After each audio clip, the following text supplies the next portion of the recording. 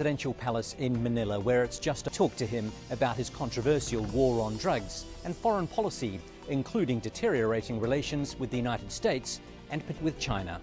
The President of the Republic of the Philippines, Rodrigo Roa Duterte, talks to Al Jazeera. In the first part of our interview with President Duterte, he defended his war on drugs. I could deny, doesn't matter how controversial it is, that you've delivered on your election campaign promise to crack down on drugs. Yes. One thing you South China Sea and plant the Philippine flag on there. Now, many people, many voters, I assume, took that as a sign that you were going to be tough on China in that disputed territory in the South China Sea or the West Philippine Sea, but you haven't been. Why? Do you really think that I would go there riding? I don't even own a jet. No, I don't. But people perceived that as a sign that you were going to get tough with China. It was a hyperbole.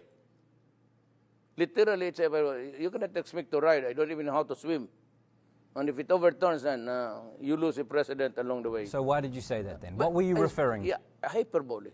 To stress a point that we will not give up anything there. But your statements recently tend to indicate that you are willing to give up some territory there. No, it does not. Nobody's going to give up the judgment that it's in our favor. You cannot, I cannot give it up. Nobody can give it up. Nobody in the Constitution allows anybody to give it up. Even the president cannot give it up. Those are our entitlements. This is an island. Everybody, every country in this world is given its own fish pond. That's your fish pond where you get the fish. It's a logical conclusion.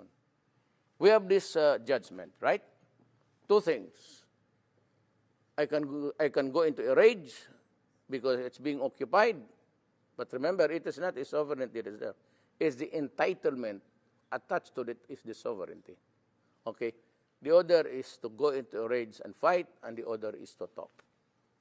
What do you think will happen to my country if I choose to go to war? I fight alone? Or I would call upon the other countries to help me? Who? Who would die for my country except us? Invited me for talks, I will go. But I will go with this paper. I cannot go out beyond the boundaries of this paper. Let's talk. Let's begin here. The Philippines won a landmark case against China, unprecedented in recent history, a smaller country standing up to a superpower. It declared the 9-dash claim of China invalid.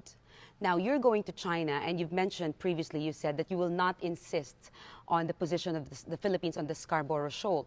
Now, your critics are questioning why it seems you're going to China and negotiating from a position of weakness rather than of strength. It would be arrogant to me to go there and say, I'm going there to fight for this and that.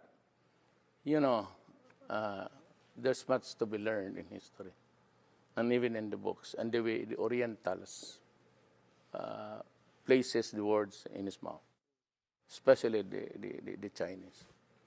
You have to go there with a little bit of courtesy. But when you are already in front, with a purpose in going there without this, for what?